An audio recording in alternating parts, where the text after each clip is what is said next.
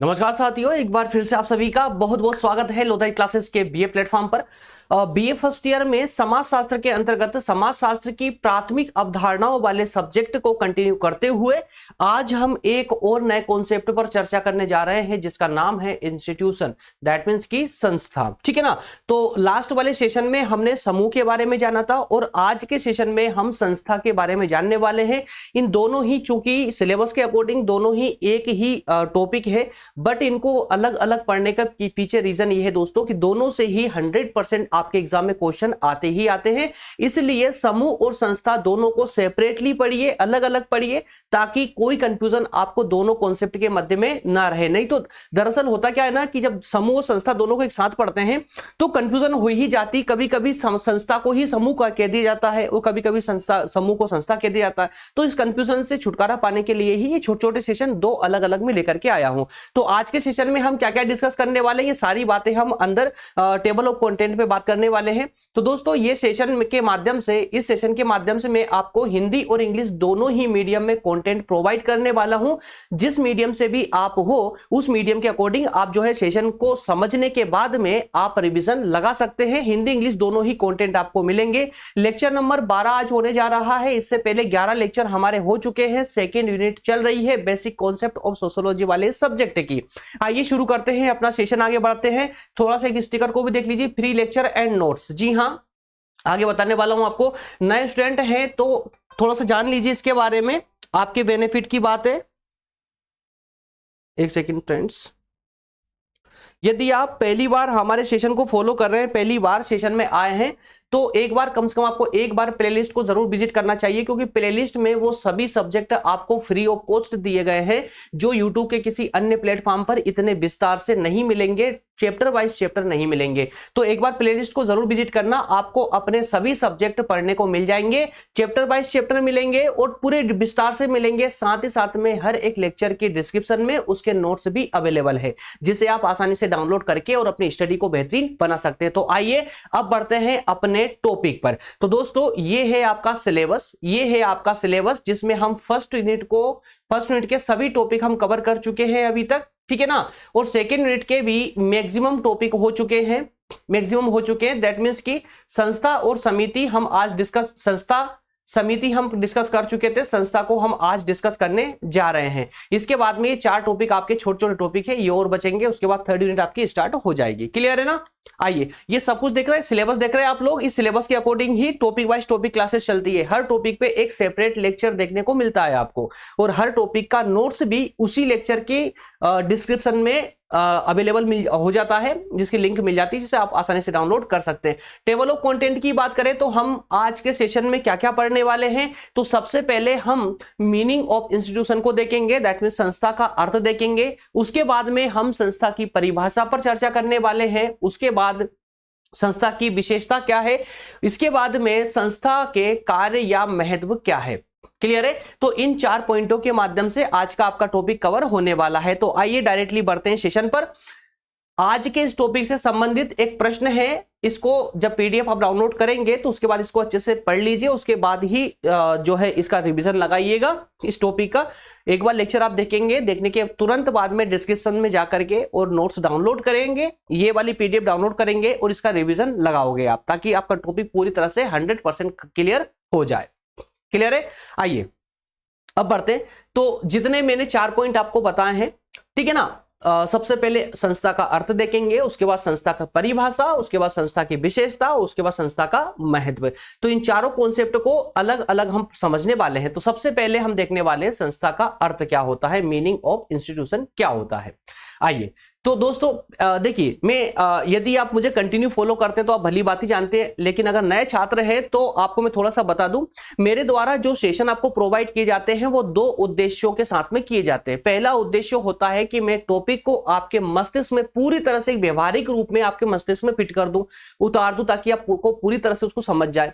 इसके बाद में दूसरा उद्देश्य होता है कि मैं आपको कंटेंट भी प्रोवाइड करूं नोट्स के रूप में, ताकि आप एक बार समझने के बाद में किसी किताब की ओर ना जाना पड़े।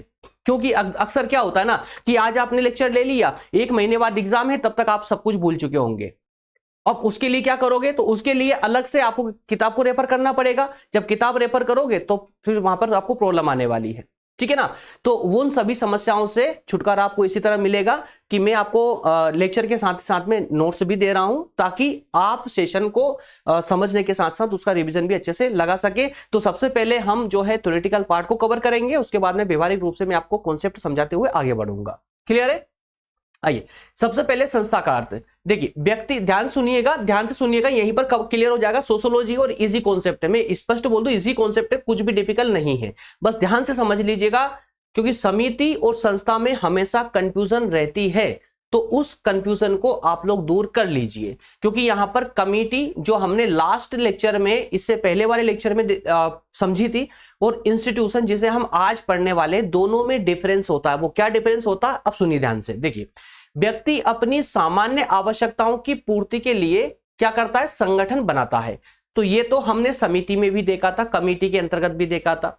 आगे क्या होगा, देखिए, व्यक्तियों के इस प्रकार के संगठन को हम क्या कहते हैं, कमेटी कहते हैं, दैट मीन्स की समिति कहते हैं। बात समझ आ रही ना। व्यक्ति आपस में मिलकर के अपनी आवश्यकताओं की पूर्ति करने के लिए, इसका मतलब क्या हुआ कि जो व्यक्ति आपस में मिल रहे हैं उन सब की एक ही आवश्यकता है, किसी एक ही उद्देश्य को प्राप्त करना चाहते हैं। तो ऐसे लोग मिलकर के एक संगठन बनाते हैं, और उसी संगठन को हम समिति कह देते हैं। क्योंकि जब उस संगठन में कुछ नियम जुड़ जाते हैं तो वो समिति बन जाती है कुछ उद्देश्यों की पूर्ति के लिए। तो समिति के आगे बढ़ते हैं। देखिए, समिति के उद्देश्यों की पूर्ति के लिए जो साधन, तौर तरीके, विधियां या प्रणालियां अपनाई जाती है, उनको हम संस्था कहते हैं। देखिए, अब यहां पर अगर आप ध्यान देंगे दोस्तों, तो यहां पर 3 चरण बन रहे हैं, पहला, दूसरा और तीसरा। पहले में क्या आ रहा है, संगठन, पहले में संगठन आ रहा है, ठीक। ये संगठन आगे बढ़ता है तो यह समिति बन जाता है। क्या बन रहा दोस्तों, समिति बन रहा है। और समिति में जब समिति आगे बढ़ती है, कुछ रूल्स एंड रेगुलेशन इसमें अप्लाई हो जाते हैं, तो वह क्या बन जाता है, संस्था। तो वही संस्था बन जाती है। बात समझ आई क्या, संस्था बन जाती है। तो इन 3 स्टेप को आप लोग याद रखोगे तो समिति और संस्था में कभी भी आपको कंफ्यूजन नहीं होगी। क्लियर है? चलिए, तो इसको कंटिन्यू करते हैं कि समझ आया ना। तो जब समिति जिस उद्देश्य को प्राप्त करना चाहती है, उसके साधन, तौर तरीके और विधियां जो अपनाई जाती है, उसको हम क्या कहते हैं दोस्तों, संस्था कहते हैं। क्लियर है? दूसरे शब्दों में अगर इन शॉर्ट कहा जाए तो आवश्यकताओं की पूर्ति के लिए जो प्रतिमानित व्यवहार प्रणाली या कार्य विधि होती है, अपनी आवश्यकताओं की पूर्ति के लिए जिस कार्य विधि को अपनाते हैं, या फिर किसी उद्देश्य की पूर्ति के लिए जब कुछ लोग सामूहिक रूप से मिलकर के एक कार्य विधि को अपनाते हैं, तो उसी कार्य विधि को हम संस्था अर्थात की इंस्टीट्यूशन कहते हैं। इस प्रकार समाज द्वारा मान्य वे तरीके जिनमें से मनुष्य अपने उद्देश्यों तथा लक्ष्यों को पूरा करते हैं, संस्था कहलाते हैं। बात समझ आई क्या? ठीक है ना। तो संगठन से समिति कैसे बनती है और समिति से संस्था कैसे बनती है, ये क्रम अगर आपको याद रहेगा तो कभी भी कंफ्यूजन नहीं रहेगी। बस इतना कंटेंट संस्था के अर्थों को लेकर के पर्याप्त है, इससे आगे आपको जाने की आवश्यकता नहीं है। अब हम बात कर लेते हैं कि, क्योंकि देखिए अर्थ के साथ साथ में परिभाषा देना बहुत आवश्यक है यदि अच्छे नंबर चाहते हैं। तो परिभाषाओं की अगर बात करें तो यहां पर हम 3 विद्वानों को फॉलो करेंगे। एक है ओगरबर्न साहब और निमकॉक, ठीक है। इनका कहना है कि सामाजिक संस्थाएं कुछ आधारभूत मानवीय आवश्यकताओं की संतुष्टि के लिए स्थापित प्रणालियों को कहते हैं।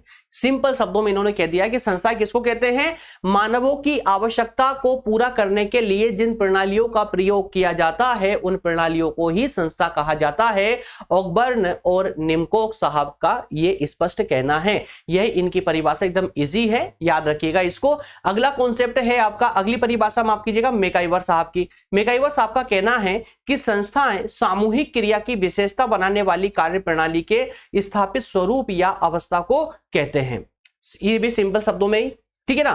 किसको कहते हैं संस्था? संस्था सामूहिक क्रिया की विशेषता बताने वाली, सामूहिक क्रिया दैट मीन्स कि जब सभी लोग मिलकर के कोई कार्य करते हैं किसी उद्देश्य की प्राप्ति के लिए, तो उसे हम सामूहिक क्रिया कहेंगे। तो उस सामूहिक क्रिया की एक विशेषता होगी, क्यों होगी कि उस क्रिया में कुछ रूल्स और रेगुलेशन अप्लाई किए होंगे, कुछ कार्य विधि अपनाई गई होगी, तो वो कार्य विधि जो होगी ना वही उसकी विशेषता बन जाएगी। तो विशेषता बताने वाली जो कार्य प्रणाली होती है, ठीक है, जो स्थापित स्वरूप या अवस्था होती है, उसको संस्था कहा जाता है।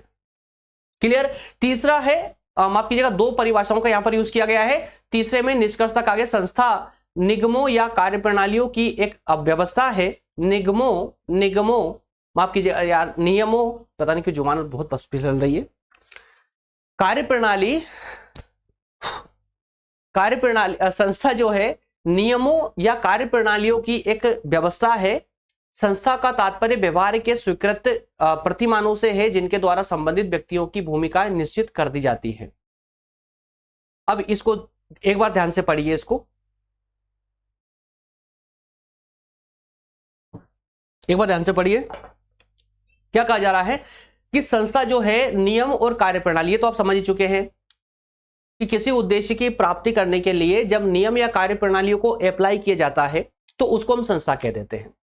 अब सुनिए, यहां पर निष्कर्ष के रूप में कहा गया है कि जो संस्था है ना, संस्था नियम या क्या कार्यप्रणाली की एक व्यवस्था है और कुछ नहीं। बस ये पहली लाइन को याद रखिए आप। संस्था जो है नियम या कार्यप्रणालियों की क्या है, एक व्यवस्था है। संस्था का अर्थ बताया गया है कि व्यवहार के स्वीकृत प्रतिमानों से है। संस्था का तात्पर्य, ये दूसरा कॉन्सेप्ट है, क्या कहा गया है, संस्था का तात्पर्य व्यवहार के स्वीकृत प्रतिमानों से है। स्वीकृत मतलब कि जो सबके द्वारा स्वीकार किए गए हो, ऐसे प्रतिमान, ऐसे नियम या ऐसी कार्य प्रणालियों से है जिनके द्वारा संबंधित व्यक्ति, संबंधित कौन, जो व्यक्ति सामूहिक रूप से मिलकर के एक उद्देश्य की प्राप्ति करना चाहते हैं, उनको हम कह रहे हैं संबंधित व्यक्तियों की भूमिकाएं निश्चित कर दी जाती है। तो ये दो परिभाषाओं के साथ में इस निष्कर्ष के माध्यम से आप इसको समझने का प्रयास करेंगे। तो परिभाषाओं में से, इन दो में से अगर एक परिभाषा भी आप एग्जाम में चिपका दोगे ना, तो यकीन मानिए बहुत प्यारे नंबर आपको मिलेंगे। ठीक है। तो अच्छा, एक बात और है, अभी एग्जाम चल रहे हैं आप लोगों के, फर्स्ट ईयर वालों के भी, सेकेंड ईयर वालों के, थर्ड ईयर वालों के, तीनों क्लास के अभी संभवतः अलग अलग यूनिवर्सिटियों में एग्जाम चल रहे हैं। तो आप लोगों की कई बार कमेंट आती है, और कई सारी कमेंट में भी पर डे देखता हूं, रोज देखता हूं कि व्हाट्सएप, टेलीग्राम वगैरह पर, या फिर डायरेक्ट यूट्यूब चैनल पर भी, कि सर आंसर राइटिंग कैसे करें, या फिर कहे कि 10 नंबर के क्वेश्चन के लिए कितने पेजेस लिखना चाहिए, लघुत्तरी प्रकृति में कितना लिखना चाहिए, या कैसे आंसर राइटिंग करना चाहिए ताकि अच्छे नंबर मिल सके, है ना। तो इन सब के लिए दोस्तों मैं 3 लेक्चर ले चुका हूं, 3 क्लास ले चुका हूं, जो अगर आप YouTube पर डायरेक्टली सर्च करोगे, YouTube पर अगर आप डालोगे how to write answer by Lodha ji classes या लोधा सर, तो वो तीनों लेक्चर पहले पेज पे ही आपके सामने आ जाएंगे। उन तीनों को 1 बाय 1 करके देख लीजिए, आपका जीवन भर का डाउट खत्म हो जाएगा कि आंसर राइटिंग कैसे करना चाहिए, कैसे कॉपी लिखना चाहिए ताकि अच्छे नंबर मिल सके। और उस स्ट्रेटेजी के साथ में मैंने बच्चों को यूनिवर्सिटी टॉप तक करवाया है, जी हां, बीए के अंदर ही।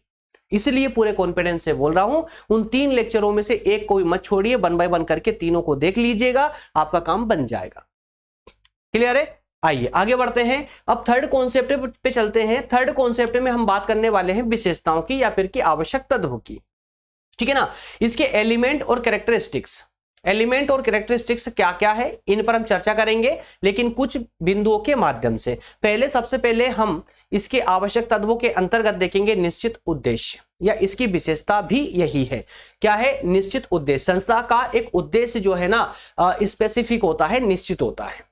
इसके बाद में अधिक स्थायित्व, संस्था का स्थायित्व जो है अधिक स्थायित्व रहता है। इसके अलावा सामूहिक स्वीकृति, सभी के द्वारा स्वीकृति प्राप्त होती है। सामूहिक प्रयत्न और नियमों की संरचना, तो ये 6 कॉन्सेप्ट है। और अमूर्त व्यवस्था, ये 6 कॉन्सेप्ट है। इन 6 कॉन्सेप्ट के माध्यम से हम संस्था के आवश्यक तत्व या विशेषताओं की चर्चा करने वाले हैं। तो आइए 1 बाय 1 करके इनको भी कंप्लीट करने का प्रयास करते हैं। सबसे पहले निश्चित उद्देश्य की बात करते हैं। निश्चित उद्देश्य के अंतर्गत प्रत्येक संस्था के कुछ निश्चित उद्देश्य होते हैं। अब यार देखिए, जहां पर समझाने की आवश्यकता है, एक्सप्लेन करने की आवश्यकता होगी, मैं वहां पर एक्सप्लेन भी करूंगा, लेकिन जहां पर मैंने कुछ कंटेंट को इजी इतना कर दिया कि एक ही बार पढ़ते ही आपको पूरा समझ आने वाला है, तो उसको एक्सप्लेन करने का मतलब ही क्या है, ठीक है ना, फालतू टाइम बर्बाद करना हो जाएगा। वो जहां आवश्यकता वहां एक्सप्लेन भी करूंगा आप लोगों को। चलिए, प्रत्येक संस्था के कुछ निश्चित उद्देश्य होते हैं। ये निश्चित या विशिष्ट उद्देश्य प्रमुख मानवीय आवश्यकताओं से संबंधित होते हैं, है ना। संस्था चाहे कोई सी भी हो, उस संस्था का एक विशेष उद्देश्य होगा, और वो जो उद्देश्य है ना, वो उन सभी लोगों से संबंधित होगा जो उस संस्था के अंतर्गत हैं, उस संस्था में है, ठीक है। क्योंकि एक कुछ लोग मिलकर के सामूहिक रूप से एक संगठन बनाते हैं, संगठन समिति बन जाता है, समिति संस्था बन जाती है, तो संस्था में कुछ संबंधित लोग होंगे, उन्हीं से संबंधित उद्देश्य होगा।